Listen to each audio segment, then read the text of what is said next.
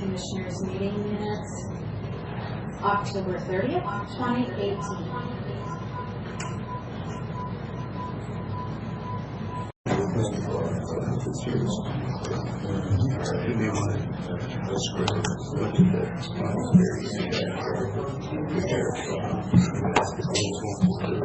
Okay, all right. Good morning, everybody. Welcome to the regular board meeting for the Franklin County Board of Commissioners. Today is Tuesday, October 30th, 2018. Commissioner Cook is out of town on family matter, and Commissioner Miller and myself, Commissioner Peck, are here to represent a quorum for the board. First item is call to order, so we're now in session, and to ask you to join me with the pledge. I pledge allegiance to the flag of the United States of America and to the republic for which it stands, one nation, under God, indivisible, with liberty and justice for all.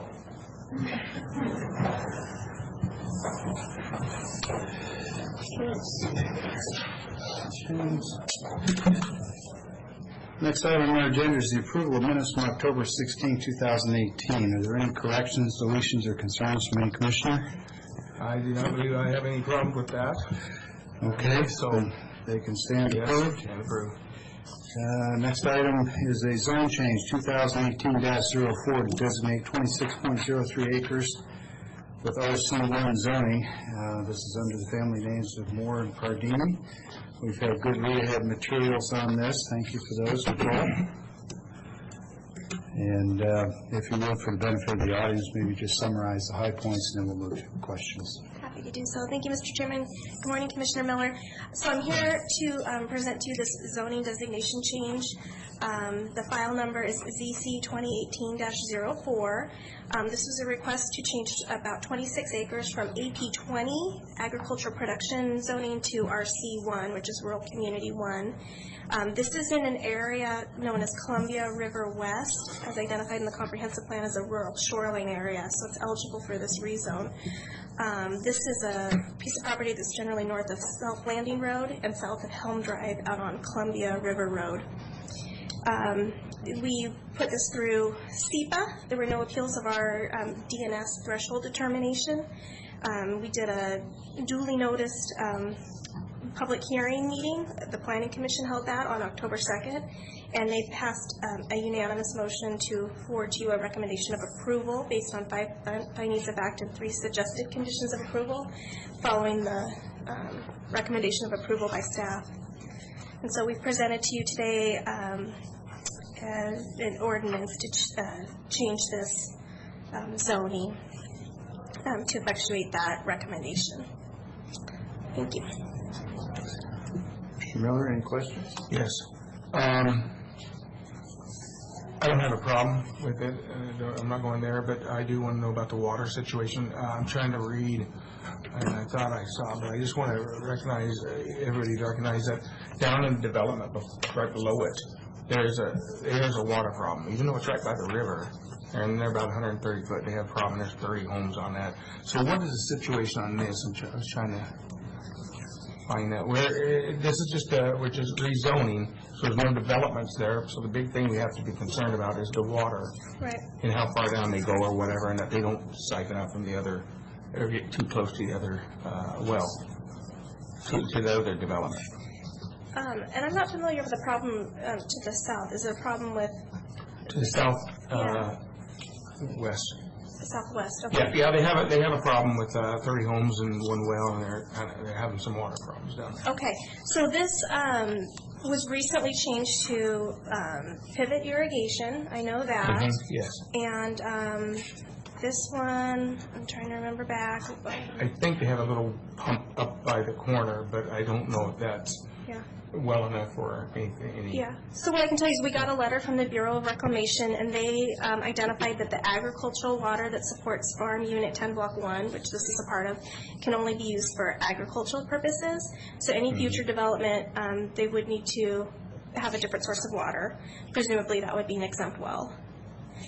It's my understanding that in the future they want to do a short plat and create 2 home sites. So that would be up to them to do their due diligence and make sure that that's Okay. available, and Okay, will that be in the future discussion? that would be that I would be just want to make future. sure it was recognized. This would give them the entitlement to go forward with a short plat request. And one more question. I look on the map, and in the corner on the side, I see a little bare spot. This is farm ground. There's a small circle that it used to be siphoned. They just put a circle on it here a year ago or so, Yeah. small circle. And then there's a bare spot, and I wondered what that was. I haven't been back there on that road because that's a little private road, if I remember, if I'm on the right one. That, well, maybe that's the other one. But is there a home back there, or just a spot for something? There's not a home. I don't know if that's maybe farmed with something different that makes it look bare in the area. I'm Maybe not. parking for equipment or something. I'm not Or sure. just Yeah, but it does look as though haystacks it or something, okay. probably wasn't irrigated in the past. Okay, yeah, I see the private road that I'm talking Yeah. about is just right below it. You can see in the map. So, okay. Yeah, but there's no homes currently on this 26-acre piece. Okay, well, that's all my comments at this point. So, your comment about exempt wells under the state's exempt water rule would, of course, apply for those two home sites that are planned, and there would have to be a demonstration of adequate water before the health department would permit it, and that's really the point at which that becomes an issue. If there is a shortage of water, either from previous ground irrigation of a big farm area, because I don't honestly know if that was off of groundwater or off of the South Columbia Basin, but one of the potential future issues here, I believe, is if you were to move this to a full development and a full residential build-out, if they're already having some potable water, groundwater issues, and you want to put in a sizable group well to feed a number of homes. So,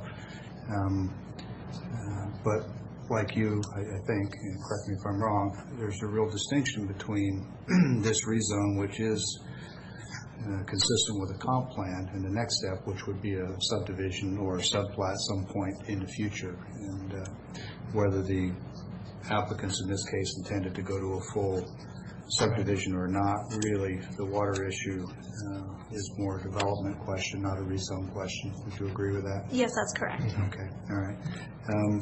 In some of the language, and I was trying to find a page, I know it's subparagraph N, I just can't remember which senior paragraph it was, but it spoke to, excuse me, that, it has been used as producing commercial farm ground, and that they're going to build a couple of 1 acre parcel individual single-family residences in the bottom left corner, southwest corner.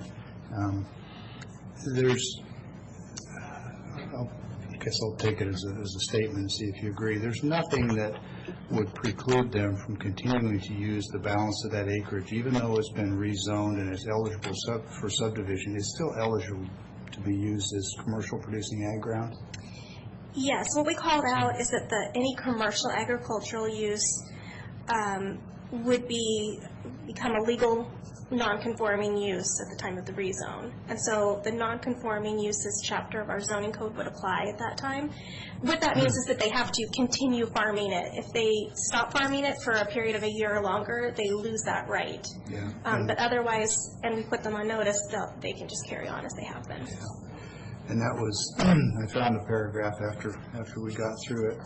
It was the one that speaks to, let's see, commercial ag uses as defined, ag activities carried on as commercial enterprise, so forth, only allowed as conditional use in the RC1 zoning and legally non-conforming. So effectively, what we're saying is that it's grandfathered. Grandfathered in, correct. And so long as that, and if there's an interruption in that commercial ag use, how long, is there a recognized standard, a period of time in which that goes away? Yes, the time period is 1 year. 1 So year. if they discontinue their farming for a period of 1 year or longer, and they want to go back to farming, the way they would need to approach that is to get a conditional use permit to get that to be allowed. Otherwise, they've lost their legal non-conforming or grandfathered status. Okay. It's like use it or lose it kind of a deal. Right, Yeah. right. Okay. Well, the only concerns or questions, they weren't even concerns. I think it's a very good package, lots of good detail, anticipated all the questions, and that's As you've heard me say many times, the quality of our decisions is heavily dependent on the quality of the input, so thank you for that. Commissioner Miller, any other comments, questions? No, I think it is well written for us. Right, and because this is closed record, we don't have the opportunity to receive input from anyone else, so it's up to us, and at this time, if you're inclined, a motion's in order. Yes, I would move that we change zoning change. Here we go. Just as the resolution says. This first would be Resolution 7, 2018, and zone change 2018-04. So it's on top. It says different than the bottom here, but zone change 2008-04. Okay, to designate the 26 acres, 0.03, 26.03 acres with the RC1 zoning. Okay, and if I may, just summarize, make sure I've got the motion correct. This is motion for approval of ordinance 7-2018, Yes. which is supporting zone change 2018-04. Okay, with that understanding, I'm happy to second. Any other comments or questions? Hearing none, all in favor, please say aye. Aye. Aye. Okay, so that's approved. Nicole, thanks again. That was a good package. Good reading. I don't know if I signed those yet.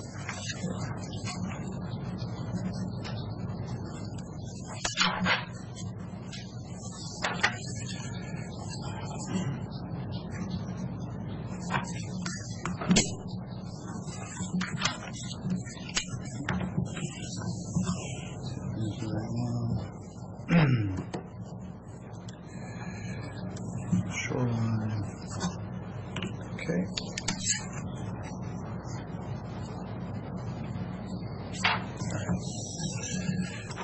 You ready for the next one here, Nicole? This is a conditional use permit 2018-05 for a group care facility under the applicant name of Thompson. If you'd summarize that for us as well, please. Yes, thank you. So the use of a group care facility is only allowed as a conditional use in the RS20 zoning district, which is assigned to the property in question. What we know is that the Thompson home is a state licensed facility where 6 medically fragile children are housed and cared for.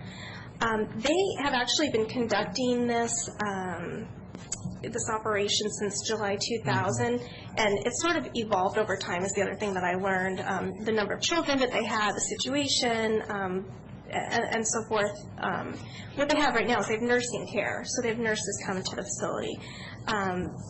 They came into our office asking some questions, and we noticed that they didn't have a conditional use permit, so we advised that they proceed with that, and they were very quick to apply. So they just want to get everything together. Excuse me, I think it's a timely point to insert that when they first started this activity, a conditional use permit apparently wasn't required.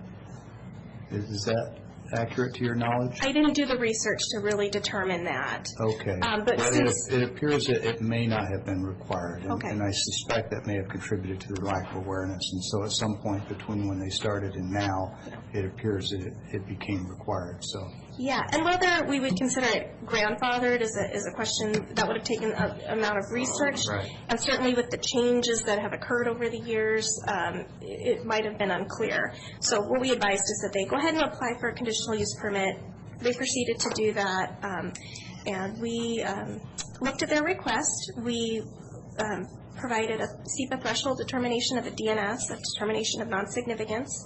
That was not appealed. We scheduled this for a public hearing before the Planning Commission. That occurred on October 2nd, and there was just positive feedback at that meeting, and so the Planning Commission unanimously passed a motion to forward a recommendation of approval. This is based on 6 findings of fact with 9 suggested conditions of approval, and there were no appeals of that recommendation. So this is coming to you now as a resolution to authorize this use for the future based on the analysis and the information that's been provided. Mr. Miller, any questions? No, this property has been out there for a while, so I think he does a good job for the community, and I think that this is needed, so no questions. So I don't think the following series of questions really fall under the county's banner, but if any of them do, would you let me know?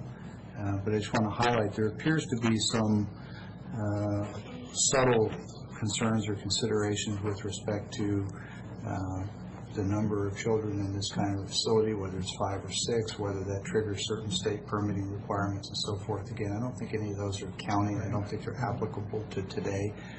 But it does also appear that there's potential, based on occupancy, to potentially require fire safety sprinkler systems in particular. And again, I don't think that comes under our purview. That's something that would be between the city and the applicant. You tracking with me at this point? Between the state fire State. marshal and the I'm sorry. applicant, yeah, and that was our conclusion as well. It just doesn't come under county purview. So we look at the application and the request for the conditional use permit within the parameters of county land use review. And that, I think, will help them with their next stages if they need to negotiate or discuss with the state these different requirements for fire sprinklers, things like that. They've been brought up. And I believe the applicants are aware of these considerations, so they're as informed, I think, as we can contribute. They probably know more about it, frankly, than we do. But from the county standpoint, I think it complies and don't have any concerns about it. So with that, Commissioner Miller, this is Resolution 18325, and this is Okay, so we're going to pass I would approve to pass the 2018-325 resolution. And this is for conditional use permit 2018-05 to allow the group care facility, which is allowed as conditional use in the RS-20 zoning district. okay. So that's a motion for 2018-325, County Resolution, and CUP 2018-05. And we'll second that. Any comments, questions? Keith, anything to add? Good. Okay, all in favor, please say aye. Aye. This is approved as well. This one was a little different, wasn't it? A lot of learning for everybody.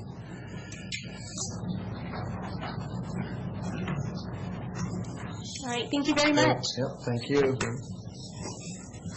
Pass that one down to, I will. I think you've already signed. Okay. Next item of business this morning is a request for an interbudget transfer of $150,000 from the 2018 current expense fund. That's non-departmental to the current expense fund budget for planning. And Mr. Mahoney, I understand you're going to sort of overview this for us. Thank you, Mr. Chairman. This is when I come to the board most humbly. You're always humble.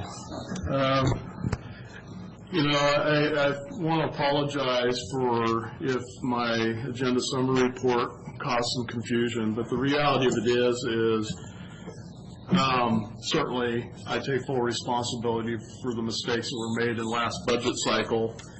And when we submitted the budget, I show in here where we were approximately $80,000 less than what we probably should have been in the wages and benefits.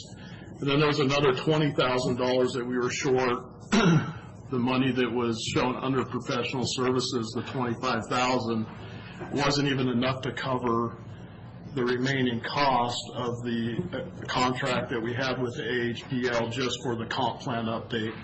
So that's approximately $100,000. Then on top of that, with the transition that we've been going through, that accounts for the additional $50,000 that we're requesting, for a total of $150,000. So with that, I'll just answer any other questions. Mr. Miller? No, I don't have any questions other than it's a mistake that we got to fix.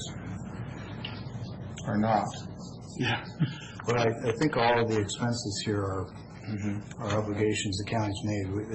There's no question about whether or not these expenses have to be paid. That's not an option. Well, I think the question, I'm sorry, did you have something else? didn't mean to interrupt. I just wanted to state, is there any money in the budget to clarify this, in both sides, yours and ours? So that's... There's adequate funds in the contingency. Yeah, the contingency, okay. Cover it. So Matt, if we were going back and doing these numbers all over again and avoiding these glitches, we would have identified that we needed an extra 150 or so. Where would that have come from?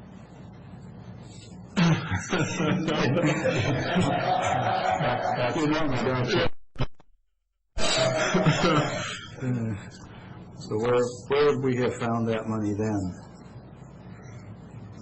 Well, in the normal locations, during the budget. In the Public Works personnel line? So do you have any available funds in your personnel line that you're not expecting to use this year? Realizing that moving those really would just be a numbers game because it's going to flow to the bottom line and be a carry forward. I'm just trying to get a sense, just because all of us at one time or another have vacant positions, and so money that we programmed for our personnel accounts doesn't get fully expended. I'm just trying to get a sense of whether or not you're fully staffed and your whole personnel line is going to be used, or whether you're expecting to have some left over there that would soften this for the county budget as a whole. Yeah, it was a struggle because it's one of those things when you're looking at a budget, especially this late in the game, you're really still trying to project. But I do believe that there will be some extra. Yes, all right. Definitely. All right. Well, that'll offset some of it. And since we really don't have a choice, these are obligations the county has made and we have to pay. The only other thing I would ask is to make sure, if you haven't already, to sit down with Keith and just make sure everybody's got a clear picture on how we keep from having a repeat. So, and I know you've probably already done that. So. Well, yeah, it was one of those things where I'll be honest with you, I got a little lazy. The department was put under me a month before budgets workshops, and I didn't do a good enough job of reviewing. That's unlike me. We're not concerned about that as much as we are just making sure we've got a program in place so that it doesn't happen again. And that's why my question was where the funding, and you said the contingency. I was thinking you probably didn't have it, but since you do have some, if you may have some, that would help out a lot to change that budget there. So If I may jump in there, this is a contingency line is in the current expense fund. Right. It's not coming out of the county road fund. right, exactly. So I want to make That's why actually, and I think you asked the question, is rejected first with him, and you might have some, but that's why, when you said contingency, I was taking it maybe you didn't, but you may have some carryover or something that you can. Yeah, I think what I was trying to allude to earlier is that, because it is the planning and building department, we do project the revenues to be a little bit higher than what we originally had budgeted for the whole department, both planning and building, that would ultimately help offset this transfer of funds within the current expense budget. You're being conservative on your numbers, and so you should have some, and that's what we've experienced for many years. Correct.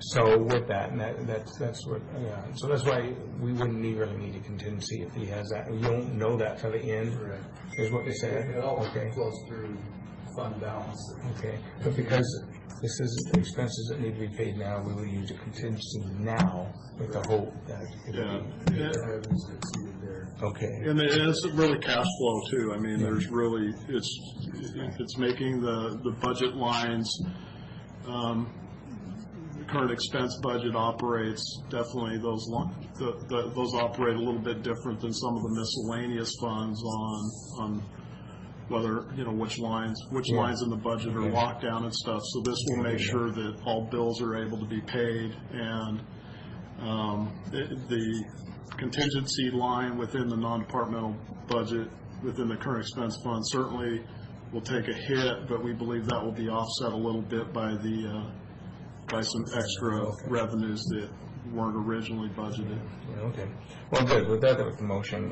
This is Resolution 2018-326, and I'll move that we approve the inter-budget transfer of $150,000 from the 2018 current expense fund budget non-departmental number 700 to the 2018 current expense fund budget planning number 132. Okay, that's motion for resolution 2018-326 as presented. I won't not reread the whole title.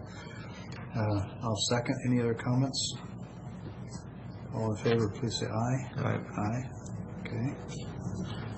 Matt, appreciate your owning it, fixing it. Appreciate it. And the only thing I guess, I could have said as a comment, but we do understand that you had just gotten this as head of department, and then we also had another planner at the time, so there was a little.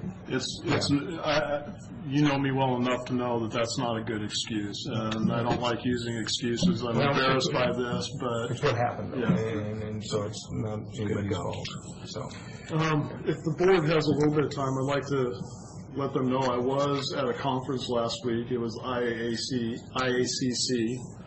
It's an interagency cooperative. It's where all of the funding agencies, both state and federal agencies, come together along with local agencies, and it's really an opportunity for local agencies to learn all of the different grants and loan programs that are available, and who's eligible for those grants and loans and what they can be used for.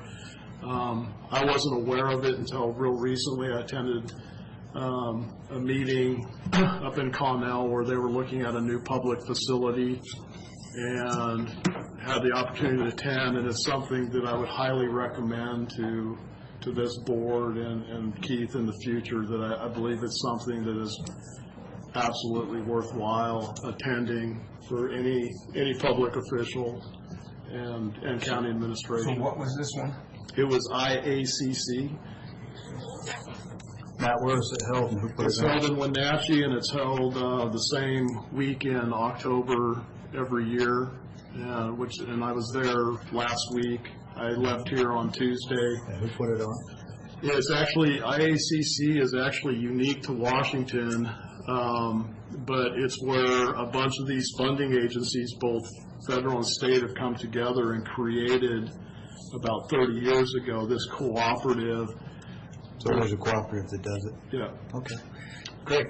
Well, appreciate you going to that, and hopefully you and Keith will identify a bunch of additional funding for the county from the state state sources. Absolutely. So, does this have anything to do with, what have you been doing with the USDA, the R&D program? And we've been thinking that you got an application on that, and that was to expand public works, or put it in our property, so we don't have to. Yeah, we haven't gone there yet. This was really because when you got Department of Ecology, so there's a lot of stormwater type grants that you can get. So from our standpoint, from a transportation standpoint, it was incredibly important. But from a county standpoint, whether it be new facilities, upgrading facilities, or other types of grants that and loan programs that are available to municipalities, it really fits the bill for really all aspects of county governance. So when I was there, I was certainly trying to attend things that I felt Keith would be interested, so I could report back to him. But also I was attending certain sessions that were specifically associated around transportation and transportation infrastructure. So, Yeah, okay, good. so a lot of information, but with that, I will get out of your way. I don't want to take up more of your time. I appreciate it. Thank you. Okay, thank you, Matt.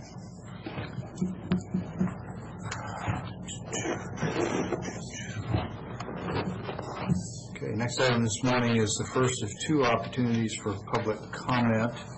Anybody wanting to meet with the board can do it now or in about 5 minutes from now when we get through our administration office business. Sure, I see two people, so. Hi, I think you guys know me, John Cloud. Good morning, Rick, Brad, Chief. Mr. Cloud, how's your day? Well, it's going. It's Okay. and what's going on is, I believe Keith may have mentioned to you guys my home was wrongfully signed out of my name, and I'm needing some help from the board. I want to see if there's any way I can get this brought up onto the agenda where we don't have any mishaps like this anymore. Well, help me understand so that I can figure out whether or not it's board business. When you say it was somehow wrongfully in your name, Yes, sir. fill me in. Okay, here's exactly what happened. There was a civil case involving me and my brother. Well, Mr. Cloud, if we could, maybe we could just kind of go right to the bottom line. You saying your name is wrong on your tax records, on a property deed? No, sir, what I'm saying is my brother took the property while I was in a court proceeding. Okay. and conveyed it to his name. Okay. Now, there was, mind you, there was an oil tank on the property that was supposed to require a permit to be decommissioned. Okay, so Mr. Clyde, I'm going to save you a little time and I think get you some help here. Already, it's pretty clear that what this is a civil matter.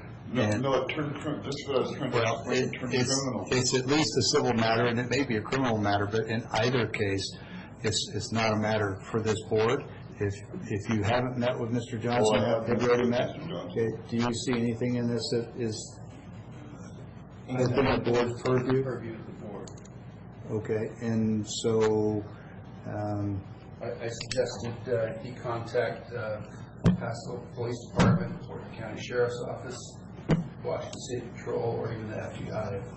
yeah. So if you believe it's a criminal matter, I think that's what you said. Patrol, Pasco Police Department will not let me give a report. Okay. They will not take my report, they will not give me a report number. Right. I went Okay. over to the Well, sheriff. out of respect for you and for the board's time, if you would tell me specifically what it is you would like for the board to do to assist you, then I can tell you whether or not that's something we can do. I would like to be able to see if the board could help assist me getting the property turned back into my name where it rightfully belonged.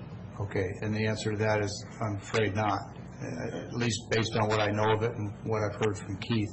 I don't see a way for us to do this. I really think it's probably going to require some legal assistance. And it sounds like it And may a be big both, money tree. it may be both criminal and civil, I really don't know. Okay. But with respect to the board's authority, I don't see that we have a hand, and I don't think you've ever known me to step away from an issue or not be willing to try and help where we You're a can. straight shooter. But it's clearly outside of our authority. I understand that and I respect that, and Okay. God bless you guys. All Have a right. great day. Thank you. Good morning. Good morning. We all know how shy I am, so I'll try to be quick. I actually came here because this is the last meeting that we're going to have before the election, before we find out who's going to sit in your chair, Commissioner Miller. And before we do that, I wanted to take a moment as a member of the public to say something I suspect you haven't heard very much in 6 months, and that is thank you. Whether we disagree on an issue or not. Well, we heard it from you just last week. Yeah, but this is different. This is directed more at him. Don't worry, you'll get yours in 2 years. Anyway, so just relating strictly... Maybe, you never know. We'll see, won't we? Relating strictly to you, though, Commissioner Miller, I know that sometimes it may be tempting, especially when an election changes things, to think that what you did or what you said didn't matter, or maybe you didn't meet up to the standards that we as a public impose. I would remind you that for 3 consecutive elections, you were elected to sit in that chair. That every time you sat in that chair, even when we had a decision that we didn't agree with, you brought warmth and a sense of humility to that role. Now, no matter what you do after this election's over, this election isn't going to change the fact that for 12 years you enjoyed the public trust, that for 12 years you took difficult vote after difficult vote after difficult vote. It isn't going to change the fact that at the last meeting, even though you knew it would not be a popular idea, you stood for what you thought your principles were in relation to pay raises. You fought like hell for your point of view, and you elevated the debate when you did so. It isn't going to change the fact that over the last 4 years of your final term, you did have a lot of difficult choices that you had to make. I come up here now as someone who worked for one of your opponents to say that we don't always choose who sets the standards for us. We don't always choose how we are inspired to serve. But we do choose to recognize good when we see it, and we do choose to step up and thank someone when they've done us a kindness. You did 12 years of kindnesses, and before this election concludes and before we find out who your successor is going to be, I wanted to take just this one moment to set partisanship aside and say thank you for everything you have done. The good, the bad, the ugly, the beautiful. What you did, what you said, who you are, mattered, and nothing. No one, no candidate, no election will ever take that away from you, and it's well earned. God bless you and thank you. Thank you. Well said. Yeah. Nicely done. And I'll second that. Not that we're voting. There you again. Anyone else wishing to use this public comment period? Reminder, there is one more here a little later in the meeting. Okay, not seeing anybody, at least not now. Office business, do we have any payroll rosters or warrants? Yes, we do. We have 2 items. We have fund expenditures, and they are listed here. I'm going to let you take a look at that. They are signed by 3 different people, and the bottom amount is $409,457.67. Okay, I'll take that as a motion for approval of fund expenditures in the amount read. I'll second. Any comments or questions? All in favor? Aye. Aye. We'll mark this 2-0 instead of 3, since there's only 2 of us today. And you sign the top one, will be legal.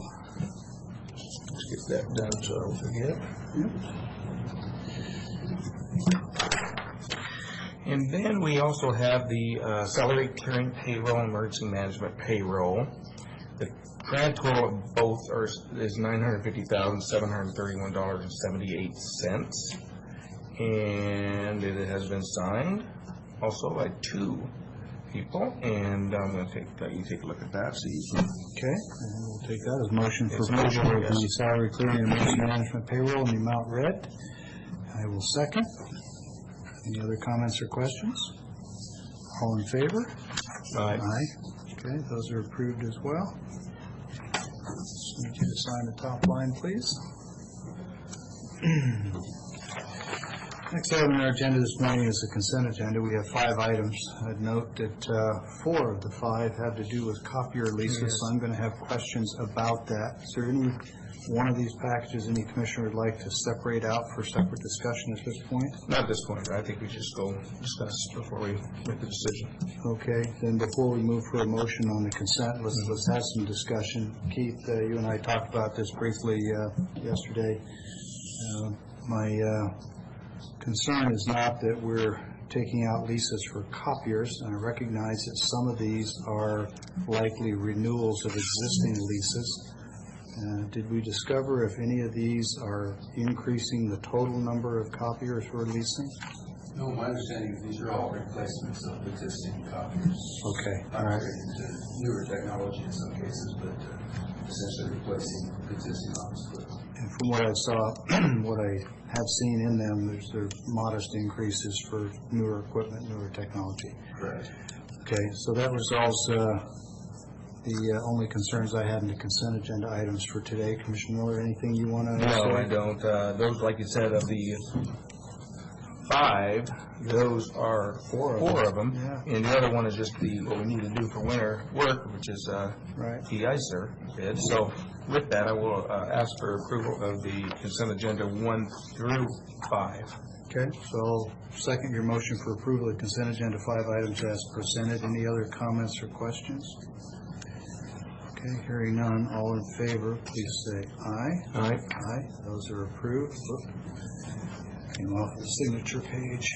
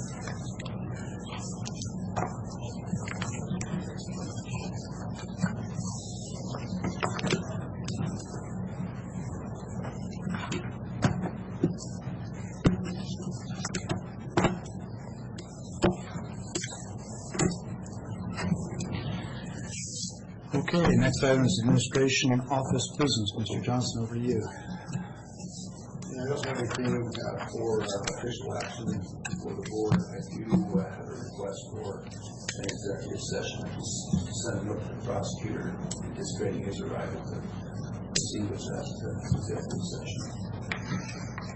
Okay. I don't see him here yet, so in the interest of time, let's go ahead and move to public comment, and then when he comes back, we can move to executive session. That be okay? Okay, anyone wanting to make public comment? This would be second of two opportunities today. Okay, hearing none, that went pretty quick. Commissioner Miller, you have any routine county business you want to brief on while we're waiting for the prosecutor? No, just having some meetings coming up here that I want to attend. Ag department with the TRIDEC committee, business committee for ag, a few things like that, and that's nothing really to report on this time. Any interest yet? See how those meetings go. Okay. The Washington State Association of Counties having their annual conference and meeting in Tacoma. It's the week of approximately the 13th of November. It's 3 days. I'm planning on attending that. Attended a meeting with TRIDEC, excuse me, just last week, having to do with the plans for, plans for possible reconveyance of 34 miles of Columbia River shoreline. There's not really anything new or substantially different to change other than the process continues to move forward. There's a discussion about whether the public entities, stay closer to the mic, the public entities, cities, counties, whatever, have an interest in reconveyance of land, infrastructure, which I'll explain in a minute, or some combination of the two. Infrastructure primarily being levees, pumps, hardware, especially pumps and mechanicals that are part of the Corps' present flood control system. I think the universal response from the cities and the counties was we're not interested in owning the federal government's flood control equipment, pumps and pipes and so forth, and that everyone's also in agreement that we saw no reason why the lands couldn't be reconveyed to the local municipal interests and provide easements to the Corps of Engineers for the presence and operation of their flood control pipes, pumps, etc. From a Franklin County perspective, I expressed that I thought wherever possible, lands should be reconveyed back to adjacent private properties where they can be put back on the tax rolls and put into productive use. I think there are cases where that can be done more easily than others. I will note something that few people seem to realize, which is the levee system is not all owned by the Corps of Engineers. There are actually substantial portions that are owned by the Washington State Department of Transportation. Probably most notable in the immediate area would be on either side of the Pioneer Memorial Bridge that we all call the Blue Bridge. That's actually owned by Washington DOT. Same thing at the 182 bridge, which is technically the Sam Fulton Test Bridge. And I don't recall off the top of my head, but I know that there are other areas as well, and so those will be interesting. Second observation I'd make that I shared there is that if these lands, by virtue of whatever legislation does or doesn't go through, only come back to municipalities, then once they get to the municipalities, unless there's something in legislation that prohibits us from it, I think the county ought to look at entertaining reconveyance to adjacent private property owners when there are areas where there's no logical public access, and that's generally, I think, the area from probably about, give or take, Road 100 going upriver.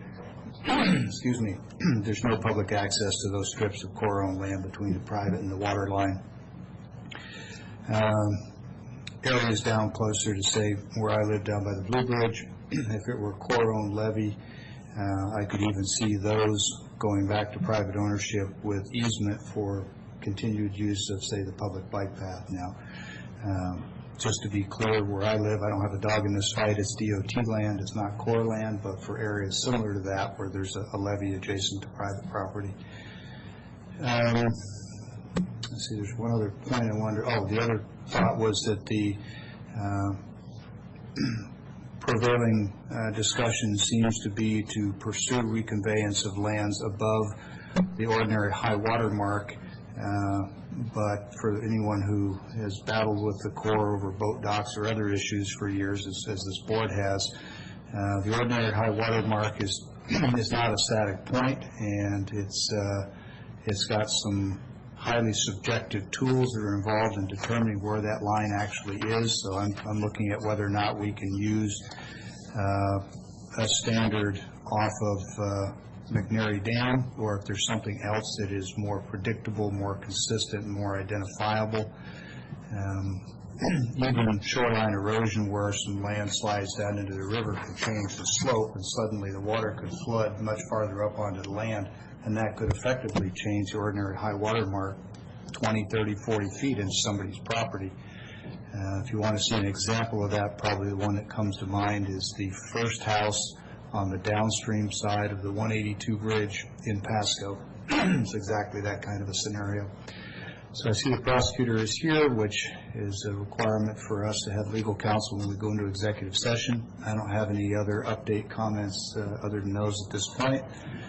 And so, Mr. Johnson, if you would speak to the executive session, RCW purpose, so forth. Yes. So you're requesting a executive session under RCW 42.30.110, paragraph 1, subparagraph I, to discuss with legal counsel matters relating to agency enforcement actions, litigation, or potential litigation. I'd like to request that for up to 20 minutes, possibility of coming out early. Request that the board, myself, clerk, and the county prosecutor be in attendance. I do not expect board action following that executive session. Okay. 9:48. We'll pause for a minute or two to give time for people to relocate.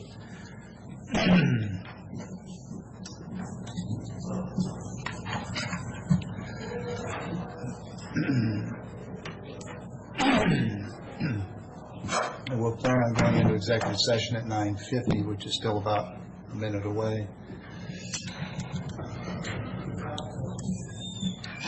Let's hold off for a minute while I set the timer here. Keep the clock running, please. Sometimes Bob does. That's right. Takes care of that and stamping.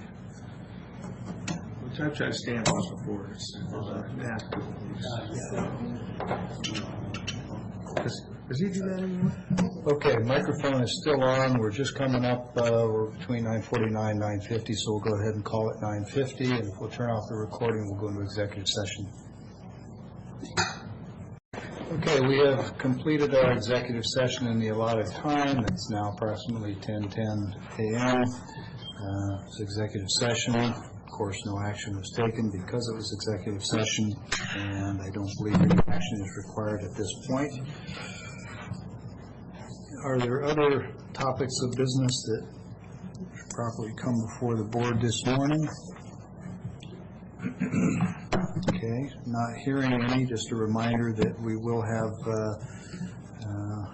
be resuming our budget workshop that we recessed from yesterday, and I believe we resumed that. Is it 1 or 1:15 today? It's approximately 1. We can check the exact time.